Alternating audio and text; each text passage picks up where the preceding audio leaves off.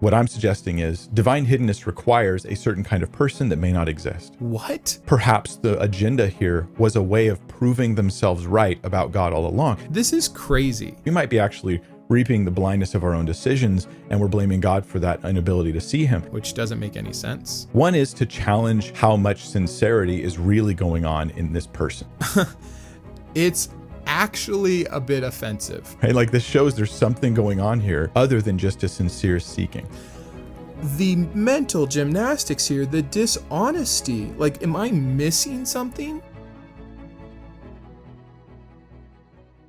Welcome to Mindshift, I'm Brandon, and today's another Tuesday Takedown video and another Mike Winger video. I know we just covered him also on the Saturday short, so I apologize. I'm not trying to inundate you with Mike Winger. I'm not trying to personally attack him. I have no vendetta against him. He just shows up in my feed so often, and some of the things he says, I can't help but want to respond to. So this is going to go one of two ways. Either I won't talk about him for a very long time, or let's just ride this train and create a whole series responding to Mike Winger. I don't know. Let me know your thoughts. Some people have said, oh, it's a softball. Mike Winger is so ridiculous. Mike Winger has a huge following. Mike Winger has a ton of content. And today's video, he's talking about divine hiddenness. This is not some fundamentalist softball anti-evolution BS that is so easy to refute. This is a real philosophical issue against the case for God. And knowing what a platform Mike has and his horrific response to this, I felt compelled to say something back. So what is divine hiddenness? I'm not going to go through the entire layout because I think that you can interpret it in a lot of different ways, but in some capacity, it is just, where is God? And if I can't find God, and it's so hard to find God, maybe God's not real. Now, some of you would take issue with that. And again, I'm acknowledging there are other iterations of this. It can be from the physical sense of divine hiddenness. God used to walk with Adam. God showed up to Abraham and Moses. God came down and walked among us for 33 years, and then poof, no more physical God. It can be on the spiritual side. I reach out to God. I pray. I beg for divine revelation, and I hear no answer. I see no proof. Where is God? This divine hiddenness. And it doesn't seem to affect everyone, which is one of the cases Mike makes that it's really poor. But we'll get into Mike's arguments here in just a second. So that's it in a nutshell. And it's a huge issue for me because I was a believer for 30 years. I did my time for God. And during my 3 years or so of doubting and transitioning and trying to hold on to this and wanting this to be true despite what I was hearing and seeing, I got crickets back from God. The Christian excuses for this are reprehensible, telling me I didn't have enough faith, or I wasn't sincere enough, or I wasn't patient enough, or if I just prayed this kind of way. And I've explained all this before in my deconversion video, and go look at the comments. Christian after Christian after Christian, you were never really Christian, you never really believed, you didn't want God to be true, you wanted to be handed over to your sin, etc., etc., etc. It's disgusting. So yes, it's a bit of a personal issue, which Mike also uses to devalue the argument, but isn't this supposed to be a personal thing? Didn't the creator of the universe want a personal connection to me? Didn't he care about me as an individual? For God so loved the whole world? Or is that only convenient when we want to talk about God's love and not God's seemingly lack of love? So I'll stop preaching for a second. Let's get into the video. The hiddenness of God is one of the, it's simultaneously a philosophical argument against God's existence, or at least against God's love. And on the other hand, it is also a very emotionally heavy and influential argument. Often the more philosophical arguments aren't emotionally very impactful, I think.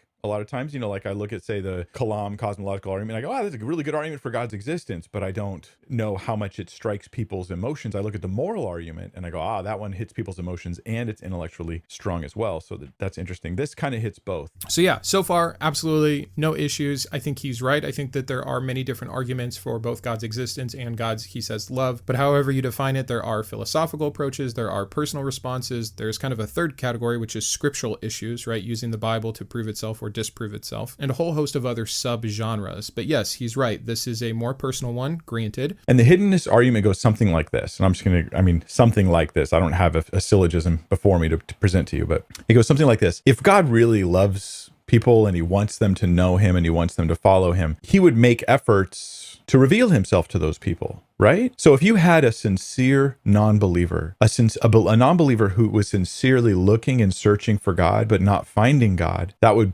perhaps prove that God doesn't really love them and want them saved. So I think it's a pretty good definition of divine hiddenness. Again, he's very clear here that there is some syllogisms he could use to really state it in its entirety. I love that. I love that he's just upfront. This is a quick layman's version, and he's right so far. Also, I'm not going to take an issue with the fact that he's adding on the sincerity part, because it's a big part of the argument. It's also where the argument can break down on both sides, because it becomes kind of subjective in nature. Now, I think Mike's going to abuse that subjectivity, and that might be one of the differences between atheists and believers in how we respond to this particular kind of claim. Because look, they're sincere and they're trying, but they're not finding. So there must be some fault in God because their motives, intentions, and methods are right. There's a few ways to poke holes in this argument, okay?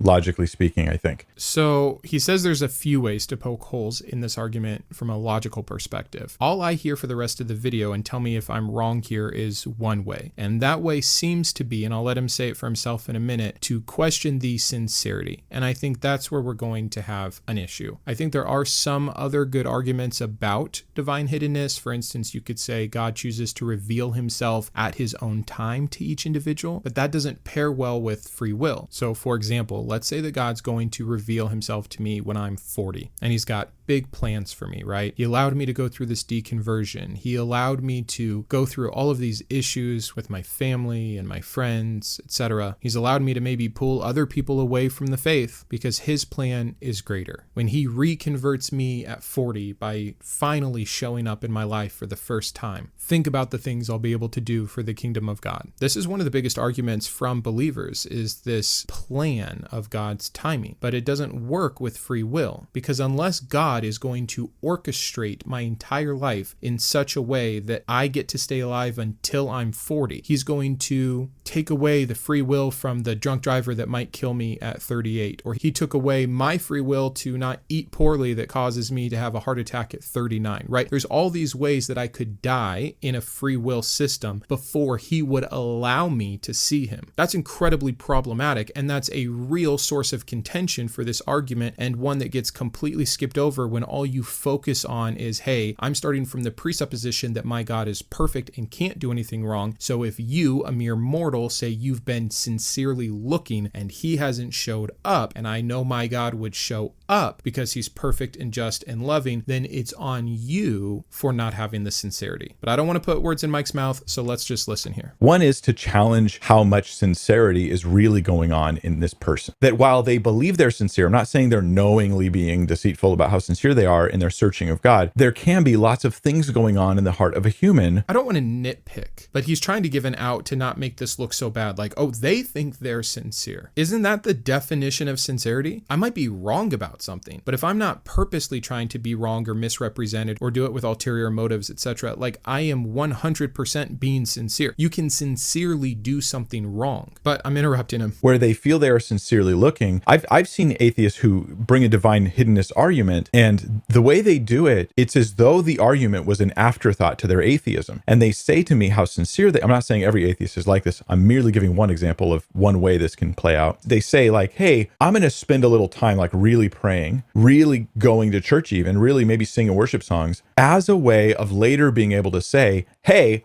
I sought the Lord, I really tried, and that confirms my atheism one more time. Perhaps the agenda here was a way of proving themselves right about God all along. Okay, so it wasn't sincere. Perhaps the agenda here was proving themselves right. That's not a correct motive to be sincere. Doing all these things so after the fact you can reconfirm your own belief and say, ha, I knew it, is not being sincere. I'll give him that. Are there atheists that do this? 100%. But I would not say that they are sincerely seeking God, and Mike is. He is strawmanning this argument in a very horrific way. The whole point here is, what about those of us, Christian or atheist, who are sincerely seeking God? You can't just give an example of someone being insincere and then say, see, what? This is entirely possible. This is how human psychology seems to work. What I'm suggesting is divine hiddenness requires a certain kind of person that may not exist. Oh my gosh. So just a sincere person does not exist? I don't think I'm reading this incorrectly. I'm not trying to misrepresent Mike. He's just clearly stated that due to our own own human faults of psychology, we can't sincerely go after something and be wrong, which I would agree with. But then the example he used is someone who is being obviously corrupt and insincere, and getting the equation then that this divine hiddenness problem requires a person who just may not exist, a sincere non-believer or a sincere doubter. Those people just can't exist. Wrong. Against this is quite a number of people, and they give their testimony that they did seek the Lord and they did find him. They did cry out to God and he did answer. They did open the word of God. They did start praying. They did start attending church or something like this, and they started seeking the Lord, and then their lives were radically transformed. And every one of those testimonies would seem to be an argument against this divine hiddenness thing. It's actually a bit offensive. Every atheist who says they're sincere isn't. They're just trying to prove their atheism, which doesn't make any sense. But now we're going to appeal to majority, which is an issue in and of itself. And which majority? All the believers who have sought God and found him. And every single one of those seems to disprove this other side. Assuming every single one of those people are sincere, and even then still, no, that does not prove anything. That just furthers the argument. Why does God reveal himself to some people and not others? Right? Like a greater extrapolation of this is the example that I give that you guys are probably tired of me saying. God revealed himself to a chosen people group in the Middle East and then did not reveal himself to anyone on any other separated continent. This went on for a huge span of time. The problem of divine hiddenness is not that God just disappeared or has never been. It's that there are claims that he has been and that he has appeared. So why not to me? Or why not to everyone? So A, stating the case that every Christian that does exist has had an encounter with God and is sincere about that disproves this is false. And B, doesn't even cover the issue correctly from the premise that everyone is coming at it from. The problem with the divine hiddenness argument, though, is not the logical aspect of it. Because I can easily say, hey, humans have all sorts of layers of desires and wants. We may be sincere in one level, but insincere in another. We might be in bondage to sin. Our blindness right now in seeking God might be due to past sins we've committed that have brought us to that blindness. So we might be actually reaping the blindness of our own decisions, and we're blaming God for that inability to see him. Side note, I would 100% blame God for a system that sets up that a sinful person cannot find God. And the Bible does say as much, that our own sin can blind us or can keep God from connecting with us or can interfere with our prayers. There are all kinds of horrific, hypocritical statements throughout the Bible about when God retreats from us, and it's always at our own doing. But who needs God besides that sinner? And by the way, which stories do Christians love? The drug addict, the sex addict, the Satanist, etc. All these people deep in their sin that what? That God shows up to, that God reveals himself. They have this grand awakening. I mean, let's just look at Paul as the example for this. Paul is out killing Christians, and God shows up to him in the most divine way ever. Why wasn't Paul's sin keeping him from the blindness of God? So even if I give you that God is real and that God does, because of sin, sometimes separate himself from his creation, where's the consistency? Because he doesn't just never show up to the non-believer or sinner. He often shows up to the sinner or the non-believer. And Christians love when that happens. So the rest of us are over here saying, what about me? What about us? Saying that it's our own sin that's getting in the way, or that we are not sincere enough, are two horrific ways of putting it back on us and taking the responsibility off of God, which is absolutely where this lies. Here's a way to test, maybe for an atheist. If you're sincerely seeking God and you really want to find him, why are you using your so far lack of finding him as a way of arguing for others to not believe in him? Well, that's a very specific case of individual that through one side of their mouth is saying, I am definitely sincerely seeking God. And on the other side of their mouth is saying, look, he's not here. Told you so. First of all, those things probably happen in stages. I'll use myself as an anecdotal experience. I believe in God for 30 years of my life. I go through this 2 or 3 year period of severe doubting and issues and waking up. And during this time where I don't want to leave, where I don't want to lose my personal savior, where I don't want my life to be upended, where I don't want to be disobedient, where I don't want to go to hell, where I don't want to be blasphemous, where I'm trying with all of my might and as much sincerity as possible to hold on to God. At no point was I just proclaiming, look, he's not showing up, and taking everyone to hell with me. Now, you can argue that now that I have deconverted and that I do not believe in God, if that God exists, I am here using the case of divine hiddenness as more proof that God does not exist. But I'm using it from my past experiences when I was sincere in my seeking of him. So anyway, the whole point here is I think he's being extremely unfair. I think that he is talking about a subset group of individuals that are, it's the same individual, it's the same insincere person. I admit there are insincere atheists or whatever you want to call it. Of course there are. People are people. People do things for all kinds of different motivations. But some people do strive so sincerely to find this God. And some people get it and some people don't. What's up with that?